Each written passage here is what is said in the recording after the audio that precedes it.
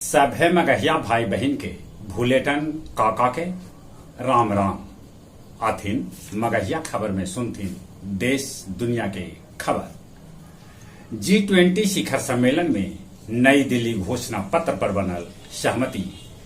Bharat G20 की अध्यक्षता Brazil के सौंपल। भारत से यूरोप तक कॉरिडोर बनावल जाए। बिहार विशेष सशस्त्र पुलिस में शामिल होल 289 गो रंगरूप। बिहार के मुख्यमंत्री नीतीश कुमार 11-12 सितंबर के जेडीयू के 850 से बेसी नेता से मिलके लेतन फीडबैक।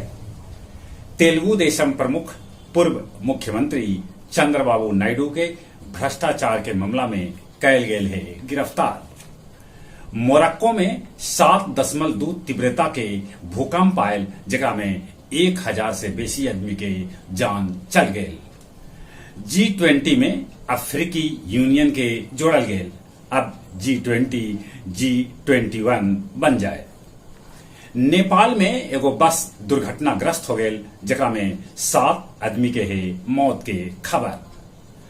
तुर्की के फारूक फातिह ओजर, ओकर बहिन सोरान ओजर और ओकर भाई गुबेन ओजर के 11,196 साल 10 महीना 15 दिन के सजाए सुनावल गए।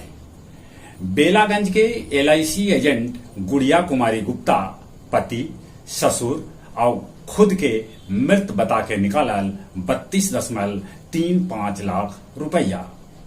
गया जिला के 65% मिडिल स्कूल ऐसा है जगह में हेडमास्टर नहत।